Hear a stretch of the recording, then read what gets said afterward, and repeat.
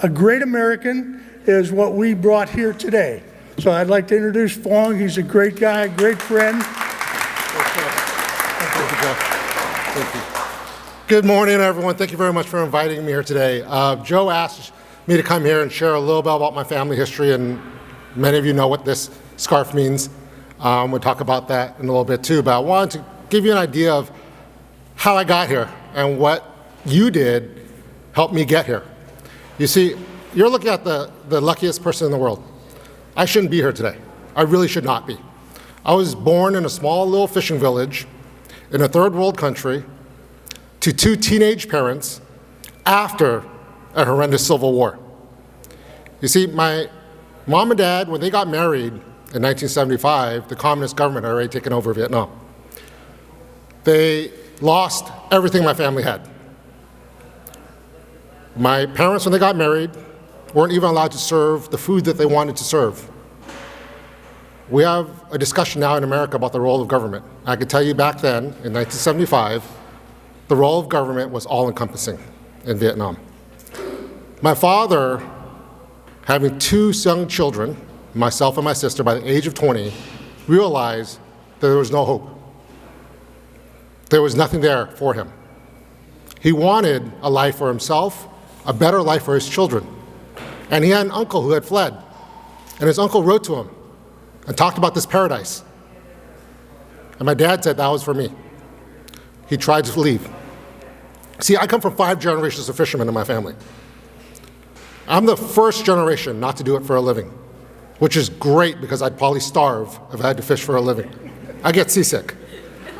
Because we were fishermen, we already had a boat. But they got caught. My grandfather was in prison as the owner of the boat. And my dad's buddy went to him and said, "You gotta try now. No one's gonna believe that you're gonna try and leave without your father." So my dad planned the escape. The night they left, my dad and his friend went to the prison, bribed the guards. My grandfather was let out. My dad took him back to the village and said, "Pack your stuff up, we're going." Now my dad had some decisions to make. There was only so much room on the boat. And he allowed one person to go for free. It was the only person in the village that spoke English.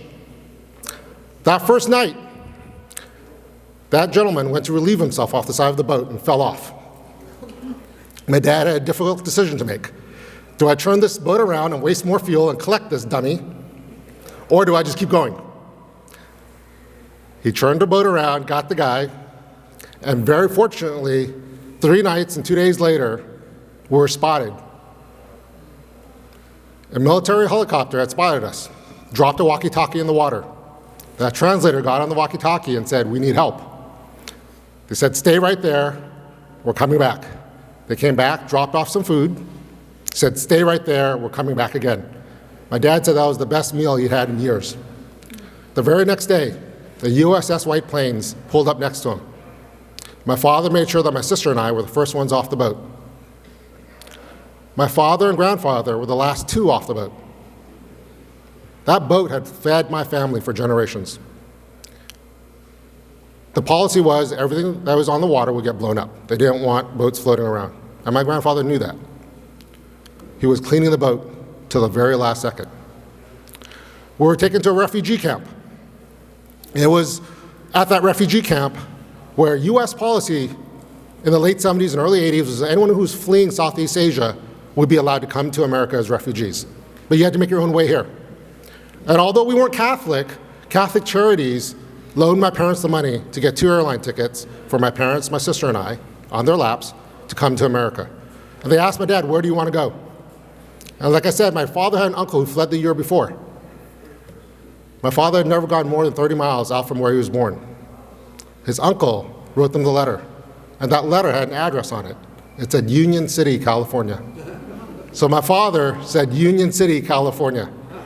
So on December 27th, 1979, we arrived at San Francisco International Airport. His uncle picked him up, and I was very fortunate to have grown up here in Alameda County, in Union City, California. I'm a proud product of James Logan High School. And the first few years here, the only job my father could get was to pick lettuce in the fields of South Alameda County. If you were here in the late 70s and early 80s, that was all farmland. I grew up around farmland. My father picked lettuce. My mother worked in a sweatshop in Hayward when we still were sewing clothes here in America. And it was a social worker from Alameda County who was assigned to help the refugee families that told my mom and dad, Alameda County had a program where you can go to community college for free. Imagine that. In 1980, we had free community college. My parents worked during the day, went to Chabot Community College at night. My father got an AA in machining. My mother got her AA in computer assembly parts. They got better paying jobs, started their own small businesses. And through those small businesses, they're able to send me to college and law school. They sent my sister to college and medical school, and sent my brother to college. Now, I stand before you and I say I'm the luckiest man because I generally do believe that. You see, it was that question of what is the role of government that helped get me to where I'm at today. Because when we first got here, like many people, we were dependent upon government services. My family had housing assistance, food stamps, and after a few years, when they finally got better paying jobs, we no longer needed it. But if without those services, we wouldn't be here today. Without that free community college education, my parents wouldn't have been able to start their own businesses. Without the assistance of all your hard work, I wouldn't have been able to be a graduate of the University of California. Now, how did that lead me to the path of being your assessor? And before I go into that story, I gotta just give you a friendly public service announcement. Your property taxes are due on April 10th. Don't forget to pay it. So, I graduated from law school, and the first job I got was to work at the district attorney's office here in Alameda County. I had jury trials, I did all that stuff, and it just wasn't a right fit. There was a lot happening during that time in our county I didn't feel was the right fit. And so I ended up going to work for a real estate and tax law firm, and they paid me very well. But I was working about 80 hours a week. And my father looked at me and said, why are you working so much to make someone else wealthy? See, I was representing some of the largest landowners in the state. He said, why don't you come back to the family business, which is my father's machine shop. I grew up in that machine shop. I used to sweep the floors, run the machines. When I was 16, the day I turned 16, my father took me to the DMV to get my driver's license. Not because he wanted me to have freedom, because he needed another delivery driver. After school in high school, I used to be the delivery driver. Now, imagine this, being 16 years old, wanting to go out with your friends on Friday afternoon, but no, you're stuck in a little Toyota pickup truck without a radio, without power steering, a manual transmission, driving to Concord in 98-degree weather. That was my life because my father needed that help when he was running his business. So I came back to the family business. And the first thing I looked at, being a numbers guy, I looked at the taxes. And I realized he was being overtaxed by about $1 million a year. I didn't know much about the assessor. To be honest with you, I didn't know anything about the assessor at that time. This was about 2008-ish timeline. And so I called the assessor's office. And they say, if you don't like it, file an appeal. We're not here to help you. I always thought that was so wrong. See, it's my belief that government shouldn't do it for you, but they shouldn't make it harder for you. No one wants a handout, we want a hand up. We're not asking you to do it for us, we're just asking you to make sure that it's a fair, level playing field for all of us. And so I used to sue the assessor. Kind of funny now that I'm the assessor, right? Some of my staff still remembers me from those days. And I used to complain about the office. I complain about government. And my friends would be like, if you're going to complain about it, do something about it. And I'd say, yeah, whatever. I'm making great money as a lawyer. I don't want to go into government. And then one day I get a phone call, 3 p.m. It was someone in the assessor's office. They said, the assessor's retiring. You said you're going to run for it if he ever retires. Here's your chance. I was down in Fremont. The filing is in Oakland. It's 3 p.m., the deadline's 5 p.m. I had no idea what to do. And I think of myself as a smart man. And I did what all smart men do when they don't have an answer. I called my wife. You see, my wife isn't just my wife. At that time, my wife was also a divorce lawyer, specializing in high net worth divorces. And today, my wife is actually a judge in Alameda County doing divorces. If you ever get divorced, you have a 1 in 8% chance that you're going to be in front of my wife. You don't want to be in front of my wife. So my wife just said, drive up to Oakland, get your name on the ballot, we'll figure it out later. I was very involved politically as well, so I knew I would have to collect signatures and do all that, and the timeline was very short. So as I'm driving up 880, I'm calling all my friends. And by the time I arrived in Oakland at the courthouse, 10 of my friends were there waiting for me. They were running around downtown Oakland collecting the signatures I needed. I was filling out my ballot. I wrote my ballot statement in 15 minutes because I didn't know I was going to be a candidate. I had to write a personal check for $27,000 to be on the ballot because I didn't have a campaign account. I didn't tell my wife about that until much later. But I got on the ballot, and unfortunately I won that election, so now I'm your assessor. So why this? Why this moment and why here now? And a lot of it has to do with what I'm wearing today. You see, growing up, I didn't understand what the war meant, right? You're a little kid, you hear about it, and it doesn't really hit home. When I was 12 years old, my parents became naturalized US citizens. And because I was a minor, and because my sister was a minor, we automatically became US citizens. And I didn't understand why my dad took me out of school that day. He wanted my sister and I to be there with him as he took his oath to be an American. He wanted us there too. And it really didn't dawn on me till a little bit later when I asked my father, like, I see this flag, what does it mean? What is it? What does it represent, and why is it so important to you and to Grandpa and to everyone else around? And he said, this is a representation of what we lost and what we gained. You see, you'll never know what it's like to lose your country. But you'll also never know what it's like to gain a new country. As I was growing up, I didn't know any better. I always knew that I was American, but I didn't know what anything else meant. I always thought of myself as American. But what I didn't realize was what it meant to so many others. What I didn't realize was not just the hardship of my family, because I heard my family story growing up. It wasn't until I got older where I learned about the history of other families. It wasn't until I was in college when I learned about what happened in 1776, what happened in 1890, what happened in 1942.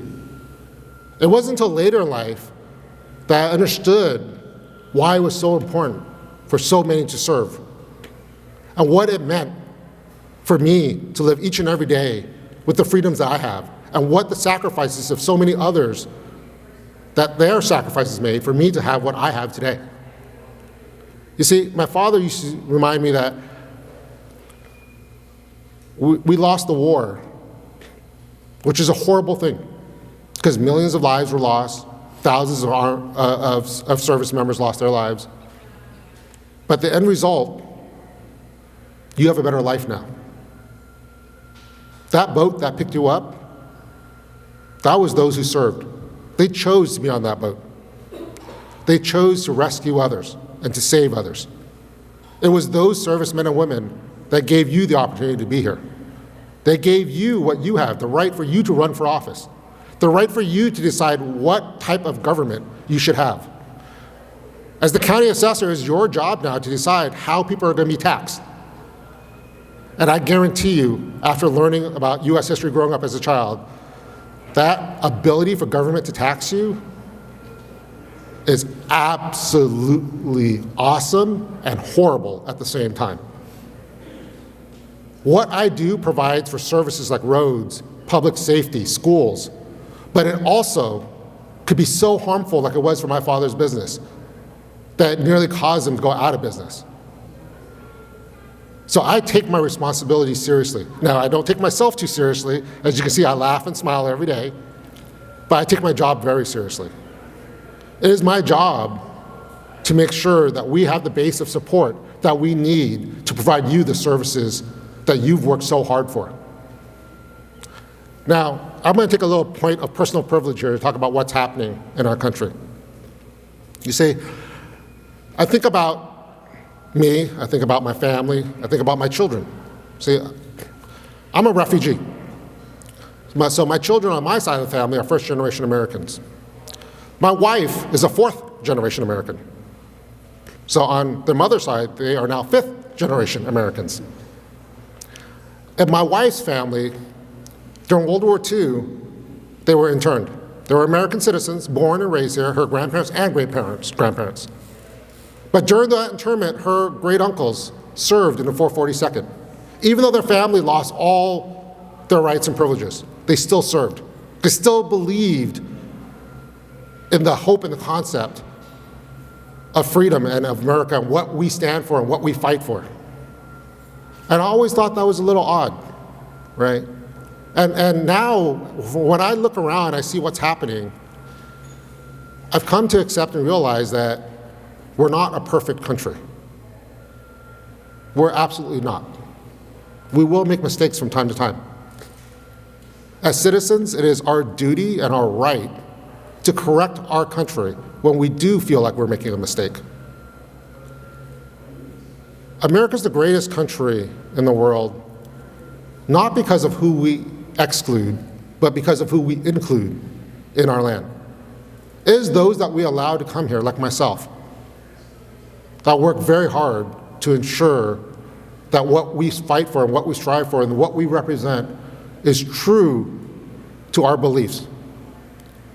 That freedom that we have comes from all of you, from your service to us, but also comes from all of us in ensuring that we have the government that we want. Right or wrong, it is our duty to make sure that our government serves us in a manner that we want. Now, I want to thank all of you. I know some of you were probably in the village where I was born at some point. I was born in Cam Ranh, Vietnam. If you don't know where it's at, I can point it to you on a map later. But I want to thank you from the bottom of my heart for the service that you gave, for the life that you've allowed me to live, and the life that you're going to allow my children to live. I want to thank all of you and your families for the sacrifices that you have made and that they have made. God bless all of you, and God bless the United States of America.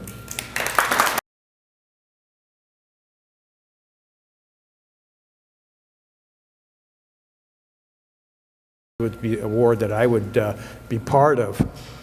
I had many friends in the neighborhood, friends I went to school with that did go to Vietnam. Some didn't come back, but that wasn't going to be me. It was a mistake that I ended up in the Marine Corps, and it was an even bigger mistake to end up in recon. The guys who I served with, we had a six-man team. We were working with Navy and Marine Corps intelligence, and we had missions that we had to accomplish. Most of the missions were failures. We were in the jungles, and the reason I wrote the book, Didi Mao, is because I'm here alive today because of many of you out there. Many of the Vietnam veterans don't realize that we never got to thank you as being jungle fighters, that we never got to thank the guys who saved our lives. And in the jungles, when we had missions such as kidnapping high-ranking prisoners, or I should say officers,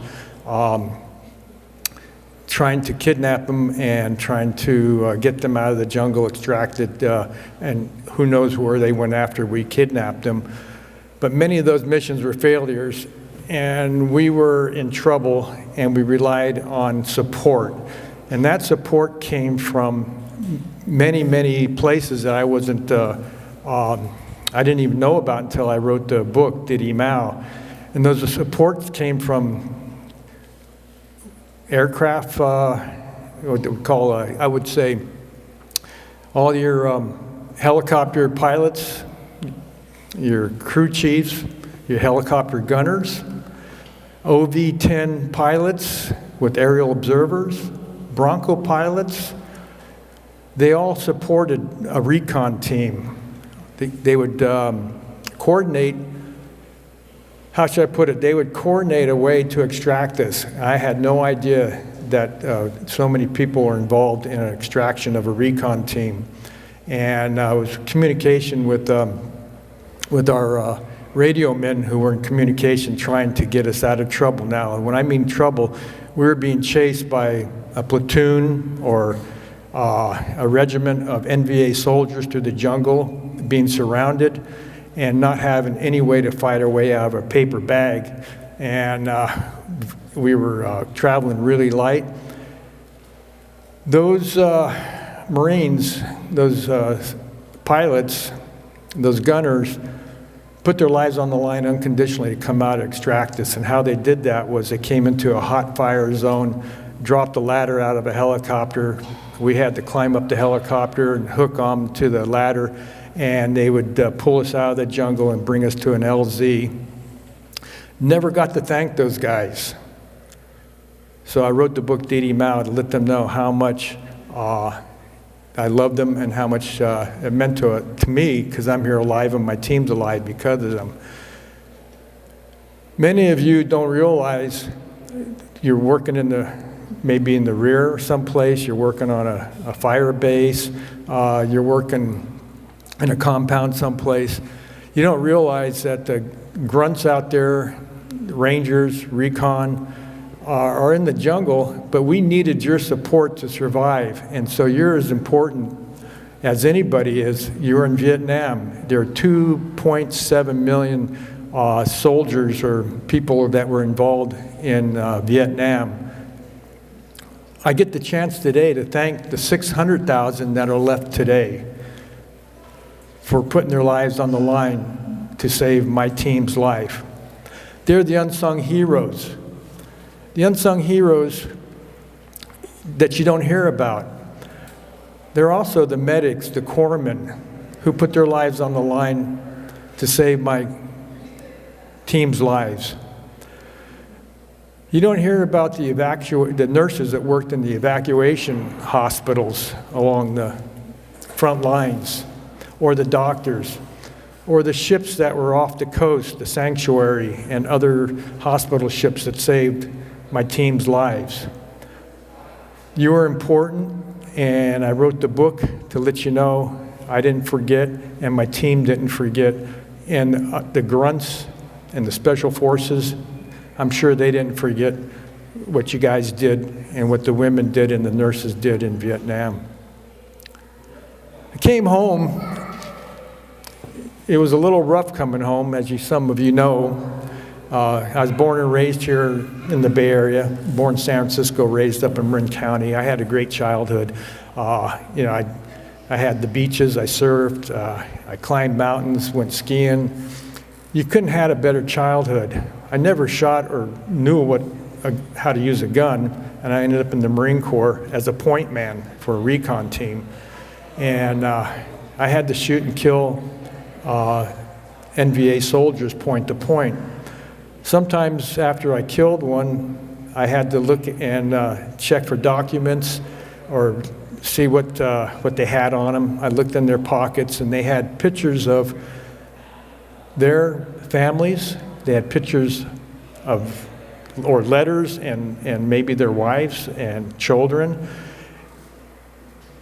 These soldiers were no different than I was. They were fighting just like I was fighting. And I was fighting a war for freedom, for the people of Vietnam who couldn't protect themselves. We were considered warriors, and what's a warrior do is but to protect those who can't protect themselves. I thought there was a cause and a purpose and a reason, but I noticed that these soldiers were young like me, and it was later on I started thinking, what was happening? This was such a bizarre war. My comrades were being killed or wounded. For what purpose and what reason? So when I came home, like I said, it wasn't like it was when I was growing up, where I had the freedom and I had the fun, and it was just beautiful growing up in Marin County and Northern California. I came home, went to school, and it was such a toxic environment that I decided to keep my mouth shut because I couldn't defend myself, and I was hoping that the protesters and the hippies that I was going to school with would give us a chance, us Vietnam vets, a chance to talk, because I think if they would have listened to us, that you would have found that we're as much, if not more so, against war than anybody. We were in it, we knew what it was and what it was like and how it affected us. And so I went for 40 plus years not talking about it except for a handful of friends and family, but even then it was not easy for me to talk about the war. My wife Gina, sitting over here, said maybe I had some benefits from the VA, and that's what opened up a new can of worms. And I didn't know I had benefits, and so I applied for benefits at the VA. They looked at my records and they said, After I filled out some questionnaires, they looked at my records and said that I was entitled some benefits, right? I go, okay, I'll take the benefits, but wait a minute, you have to go see a shrink, a psychiatrist, a counselor. And I said, okay. And they looked at my paperwork and they go, looks like you drink a little bit. And I go, yeah, I drink a lot. And why do you drink? Well, I don't know, are you suicidal or are you depressed? I said, no, I like drinking. What do you like to drink? I like beer, wine, I like whiskey, I like tequila, I like it all. Well, you did drugs too. How come you did drugs? Were you depressed? Were you suicidal? I grew up in San Francisco. That's what we did. I enjoyed it. I wasn't sure why I was drinking and doing drugs, but when I wrote this book, I interviewed a lot of Vietnam vets. I found that they were like me. They had came home, got married, got divorced, drank, did drugs, and didn't want to talk about their tour of duty in Vietnam. Personally, myself, I couldn't figure out what the war was all about. And I would agonize probably every night before I go to bed. Something would trigger me about the war. Something on TV, a newspaper article, hearing something on the radio. And so, yes, I questioned the war and what the purpose was. And then after I wrote the book, I was doing a book signing, and I met a woman. Her name was Dow. She came up to me and said she loved Vietnam veterans. I go, what? After what we did to your country? And she goes, what you did for my people is you gave us some freedom. You gave us something that we didn't have in Vietnam. The communist way of life is not a way of life that we would be interested in, and I don't think we could live as Americans that kind of a society. And she said that freedom, we take it for granted. Anyway, I would like you to hear a few words from my friend Dow. Can you come up here?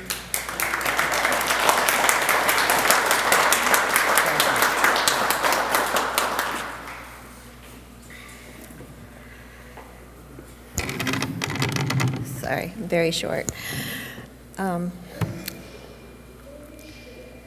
Thank you, Darren, for your kind invitation to speak here today and for giving me this incredible opportunity to say thank you to the Vietnam veterans. Just as a disclaimer, if you happen to hear knocking, it's not the ship, it's my knees. I'm a little nervous. So, as Darren said, my name is Dow Nguyen. I am a refugee. I came to the U.S. 50 years ago aboard a naval ship. It was the USN 805. It was a ship that had been built in 1940s during World War II. It fought during World War II and during the Korean War. And it was decommissioned and given to the Vietnamese as part of the Vietnamese fleet, because prior to the Americans coming into the Vietnam War, the Vietnamese did not have a navy of its own.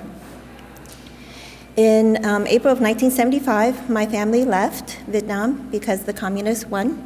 They took over the country, and it was no longer a country, that was our country. We went from Vũng Tàu, where the port was, to Subic Bay, and from there we were processed and sent to Guam, and then eventually to Camp Pendleton, and then my family was sent to live in San Fernando Valley, where I grew up. And I would like to say that I am the most grateful to you all, because I know that had you not served there, I would not be standing here. So, because you served, a mother like mine was able to garner the resources and make plans to take our family out of a communist country. Because you served, a young girl was able to go to school, and then college, and then pick a career and choose whom to marry and start a family of her own. Because you served, I have my freedom and this amazing privilege of being able to stand here and say thank you. My freedom. My freedom is not free. So what was the price of my freedom? For my parents, the price was that they had to flee their birthplace. For my mother, not once, but twice. In 1954, Vietnam was split into North Vietnam and South Vietnam. It was then that my father took my mom and half of my family, because only half of them were born at that time, half of my family from the north to the south, and we stayed down in the south with the hope that we would be able to live in a country that was free and independent. It took my mom 31 years to finally be able to see her siblings again. So she was 31 years old when she left North Vietnam, and it wasn't until she was 66 that she was able to finally return back to Vietnam to visit with her siblings. What was the price of freedom for my family? 4 of my siblings were left behind at the end of the Vietnam War. It took us 15 years to finally be reunited.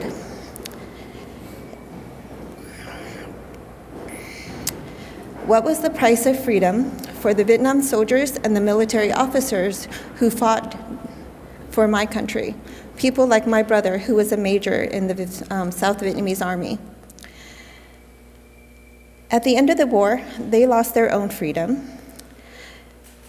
They were considered war criminals, and they had to report to the new communist government to report their war crimes. For my brother, he was imprisoned and had to be re-educated and separated from his family for 8 years. What was the price of freedom for us immigrants? We did not just flee our birthplace, but we had to leave our country. We lost our land, our culture, we lost our flag, and our identity that was tied to our flag. And while we lost all that, we still held on to our language, our traditions, our customs, and our beliefs. For all of us that left, Ho Chi Minh City is not our capital. It is never going to be our Saigon. The communist flag will never be our flag. What was the price of freedom for me? I lost the luxury of the stability and the predictability that every child should enjoy. I was celebrating my 7th birthday at the beginning of the month. During the following weeks, we were preparing to leave the country, and by the end of the month, I had to leave with my family. We lost our country, our home. And it was this lack of stability and the unpredictability of life that was caused by this war that I don't miss the opportunity to make every day count. What was the price of freedom for you? For every veteran who answered the call of duty, whether you volunteered or we were drafted. For the 58,318 men and women who lost their lives in Vietnam and the countless of others who lost their lives since. I appreciate all that you've lost. Your innocence, your friends, yourselves, be it emotionally, psychologically, physically, or spiritually. I know that many of you have left pieces of yourselves there and brought back memories and experiences that you cannot get rid of. And for all that,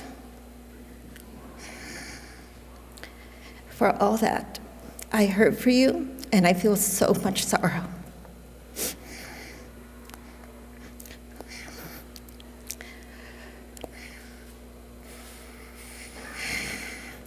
I cannot thank you enough for fighting for us, for fighting to give us their freedom and our independence.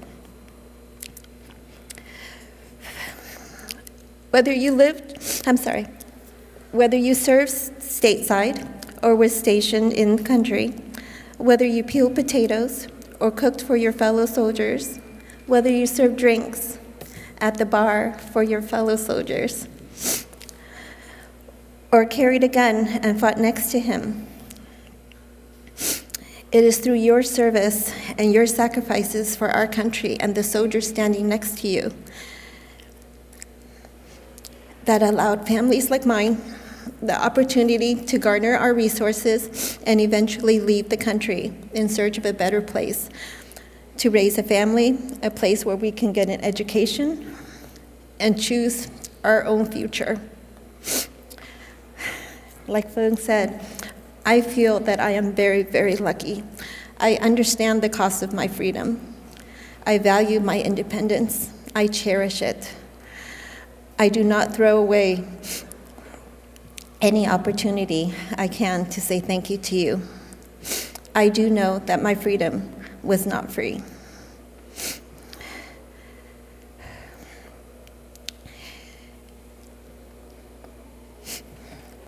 It was because of this knowledge that led me to Honor Flight. Honor Flight is a nonprofit organization that flies veterans to Washington, D.C., so that they can see the memorials that were built in their honor, to thank them and to honor them. I am very passionate about Honor Flight because it allows me the opportunity to honor you and to say thank you to you. From the bottom of my heart, thank you.